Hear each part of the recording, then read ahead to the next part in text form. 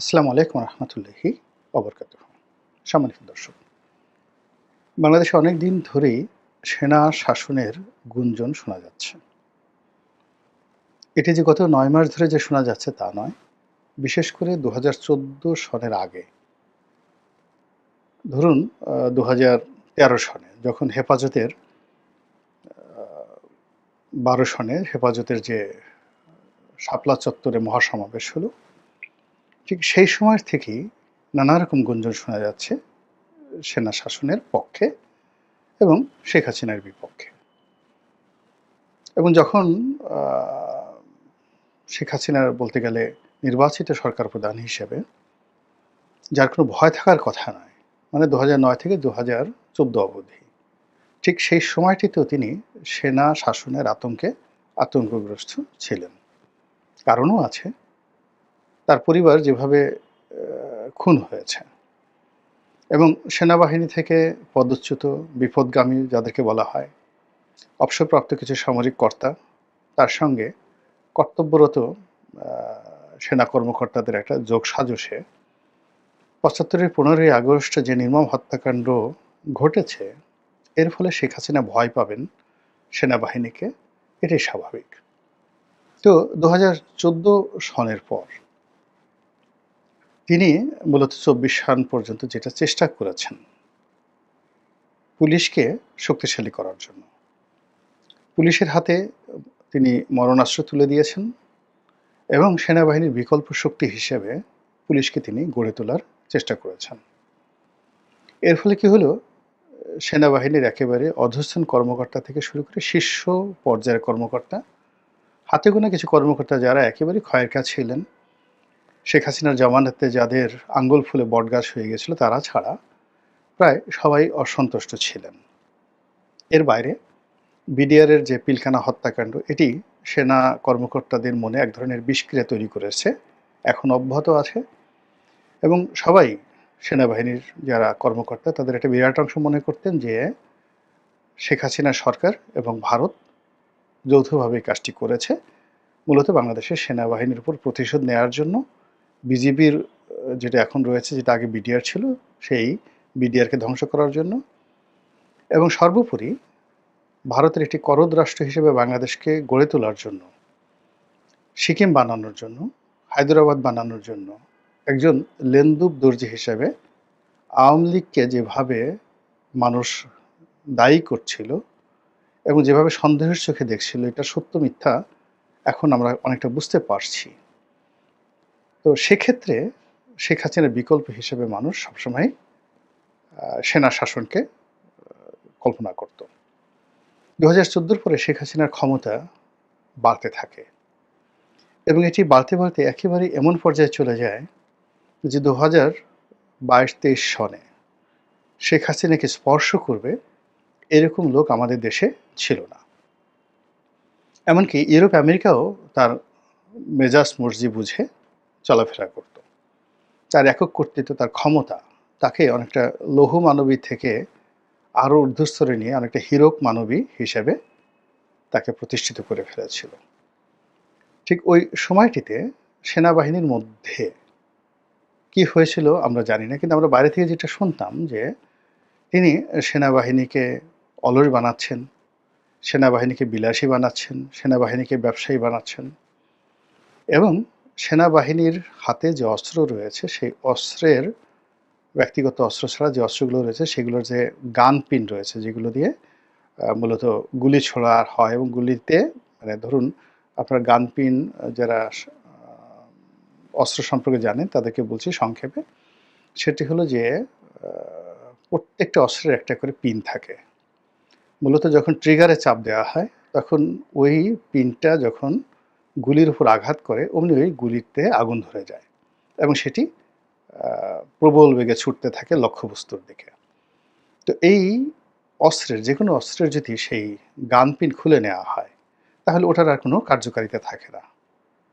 তো বাইরে যে গুজবটা ছড়িয়ে পড়েছিল যে সেনাবাহিনীর যত অস্ত্র রয়েছে সব অস্ত্রের যে গান পিন, এটা শেখ হাসিনা খুলে নিয়েছে, এটা আমরা তখন বলতে পারিনি, কিন্তু এই কথাটা কিন্তু সব জায়গাতে ছড়িয়ে পড়েছিল এবং সেনাবাহিনীকে ৩ বেলা খাবার খাইয়ে দামি দামি গাড়ি দিয়ে, তারপরে তাদেরকে লেফট রাইট কম করতে হবে, ইচ্ছা করে ছুটি নিয়ে বিদেশে যেতে পারবে, লোন পাবে, প্লট পাবে।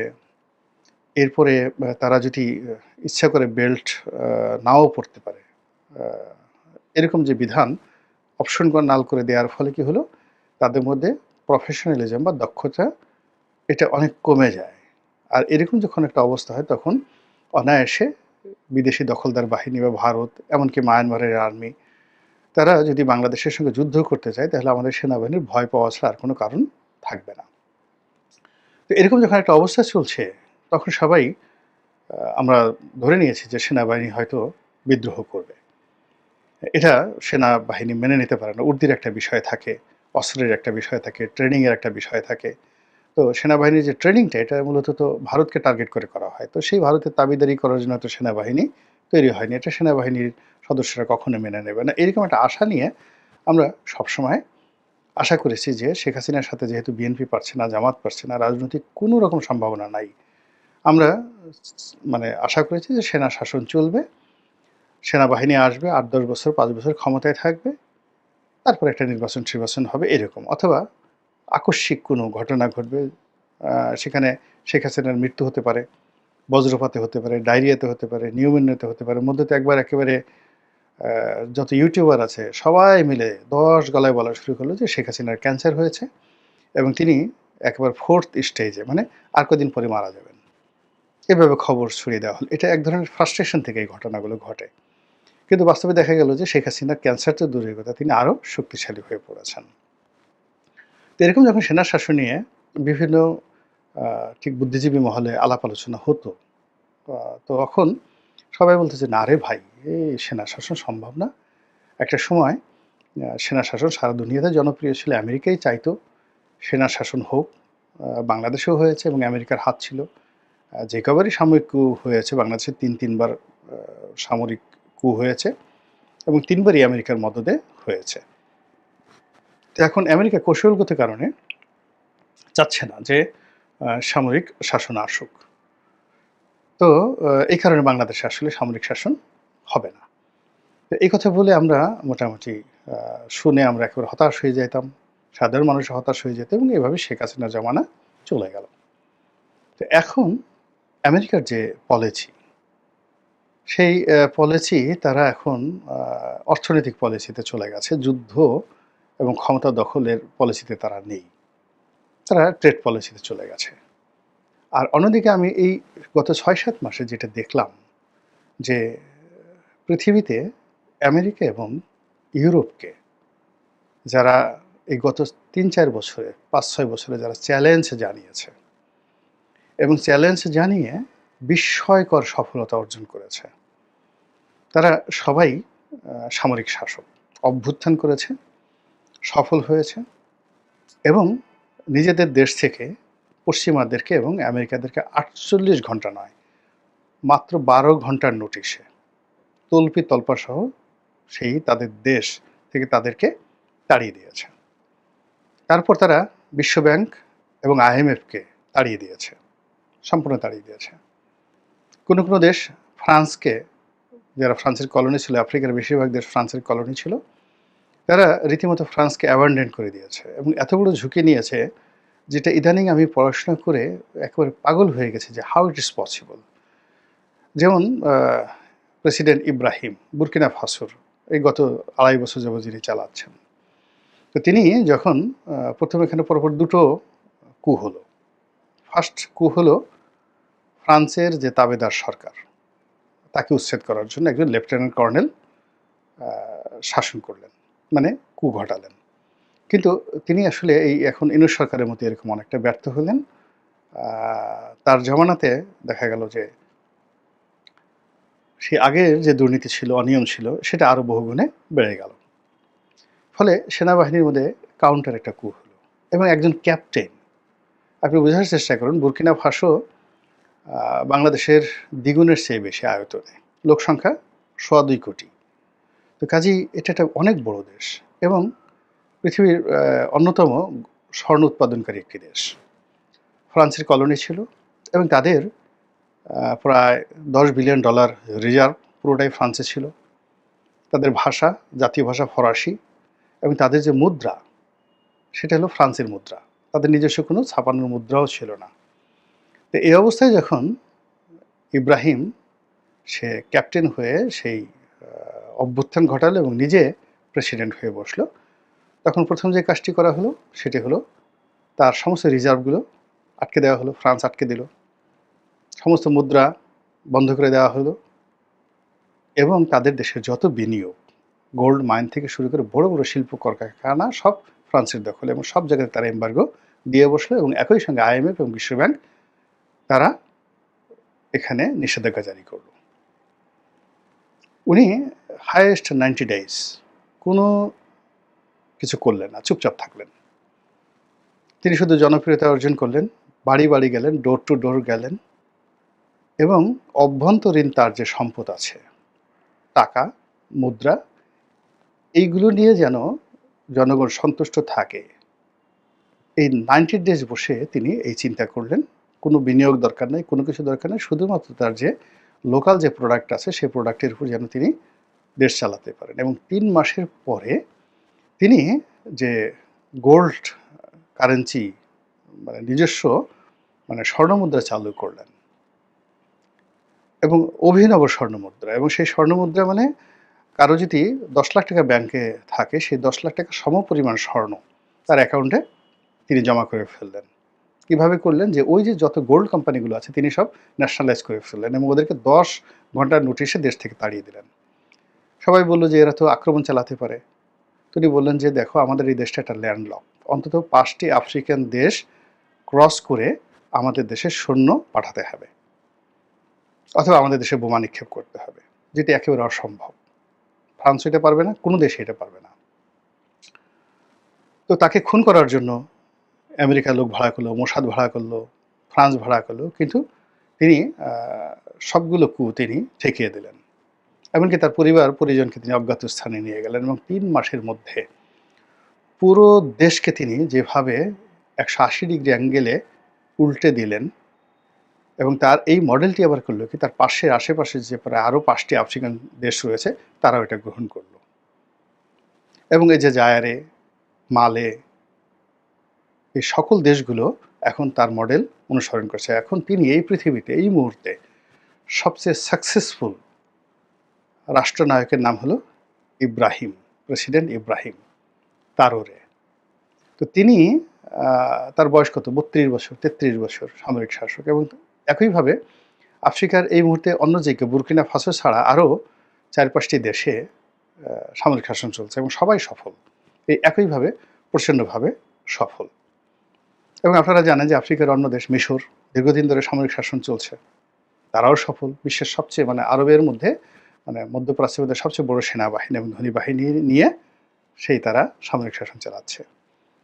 তারপরে লিবিয়া, অন্য দেশ লিবিয়া, সেখানেও প্রকারান্তে মিলিটারি শাসন চলছে।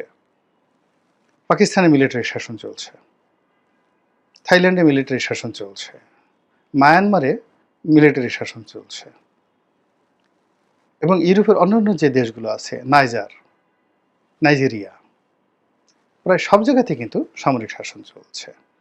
এবং এই শাসনগুলো, এখন যে শাসনগুলো চলছে, প্রায় সব শাসনগুলোই একমাত্র মিশর ছাড়া সমস্ত সামরিক শাসনগুলো ইউরোপ এবং আমেরিকা, তার সঙ্গে সঙ্গে বিশ্বব্যাংক এবং IMFকে চ্যালেঞ্জ জানিয়ে তারা তাদের দেশের যে উন্নয়ন একেবারে 180 ডিগ্রি অ্যাঙ্গেলে নিয়ে এমন একটা জায়গাতে তারা নিয়ে গেছে। গত 3 বছরে তাদের যে জিডিপি, তাদের যে ডেভেলপমেন্ট, এর সঙ্গে আসলে আমেরিকা, ইউরোপের কোনো দেশের উন্নয়নের তুলনা করা যায় না। এবং এই সকল রাষ্ট্রকে রক্ষা করার জন্য রাশিয়া এবং চীন যেভাবে এগিয়ে এসেছে, অকল্পনীয়।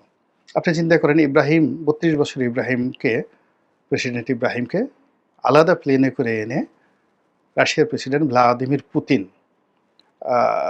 তিনি নিজে তার সঙ্গে সেলফি তুলেছেন। নেটে গিয়ে দেখেন, সেগুলো সব ভাইরাল। এবং এই প্রথম দেখলাম যে ইব্রাহিমের যে উচ্চতা পুতিনের চেয়ে অন্তত 2 ফিট বেশি, 1.5 ফিট বেশি। তো পুতিন আবেগে সে ইব্রাহিমকে তিনি বুকে জড়িয়ে ধরলেন, এবং বুকে জড়িয়ে ধরতে গিয়ে ইব্রাহিমের বুকে পুতিনের মুখ। এইরকম পুতিন কাউকে কোলাকুলি করেছেন এই যাবৎকালে, ইব্রাহিম ছাড়া আমি এই পুতিনের রাজনৈতিক জীবনে কখনো দেখিনি।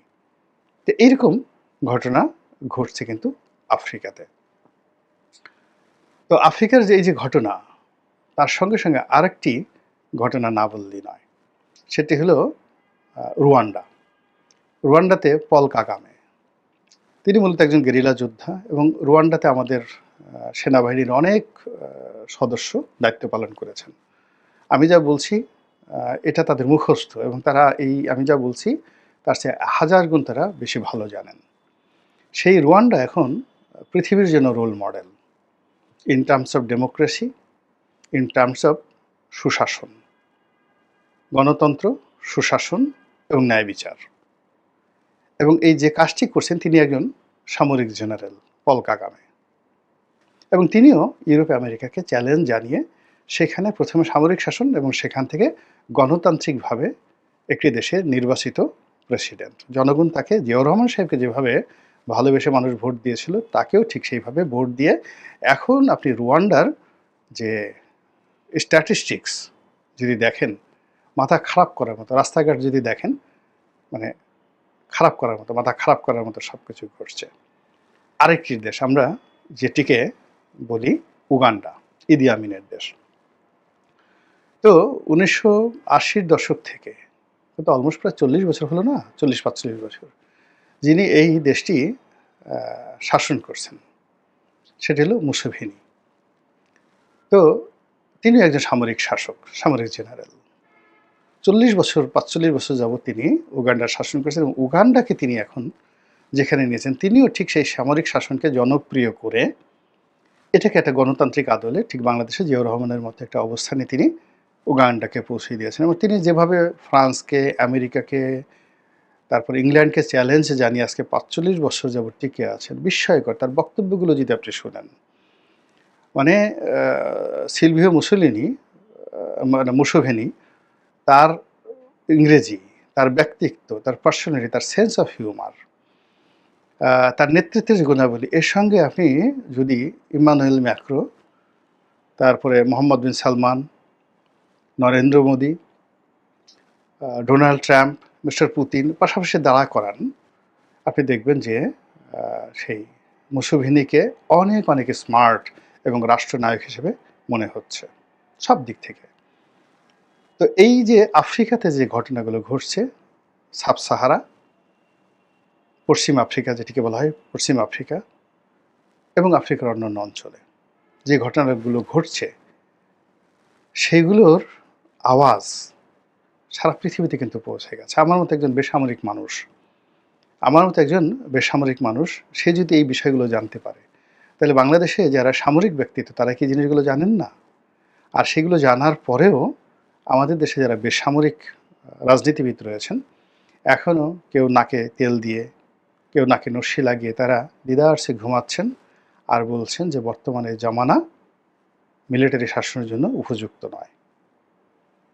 এবং আমরা এই যে নিজেরা গুতুগুতি করে আমরা কাদেরকে আহ্বান করছি, কাদেরকে জায়গা করে দিচ্ছি, এটি কি একবার আমরা ভাবছি? যদি ভাবতাম তাহলে কি আমরা এই কাজগুলো করতাম? মহান আল্লাহ রাব্বুল আলামিন তো গত 9 মাসে আমাদেরকে যে অপার সুযোগ দিয়েছিলেন, সবাইকে, বিএনপিকে, জামাতকে, তারপরে শেষে আওয়ামী লীগকে, জাতীয় পার্টিকে, এরপর ডক্টর মোহাম্মদ ইউনূসকে, দেশের বুদ্ধিজীবী যারা আছেন তাদেরকে, সবাইকে সুযোগ দিয়েছিলেন। আমরা হামানদিস্তা দিয়ে, মানে হামানদিস্তা তো যেগুলো পান আছে দেখেন, হামানদিস্তা দিয়ে যেইভাবে পান, সুপারি, চুন একসাথে ছেঁচে গুঁড়া করা হয়, আমরা আল্লাহর দেয়া সেই নিয়ামতগুলোকে গুঁতো মানে একদম গুঁড়ি করে হামানদিস্তা দিয়ে গুঁড়ি করে আমরা সেগুলোকে চিবিয়ে মানে পিষে ফেলার মতো অবস্থা করে ফেলেছি। ফলে আজকের এই দিনে যে কথাগুলো শোনা যাচ্ছে, এই কথাগুলো আগামী দিনে পরিবর্তিত পরিস্থিতিতে আপনার কি মনে হয়? বলতে পারবো? প্রশ্নই আসে না। মহান আল্লাহ আমাদের সবাইকে হেদায়েত দান করুন এবং হেফাজত করুন। আসসালামু আলাইকুম ওয়া রাহমাতুল্লাহি ওয়া বারাকাতুহু।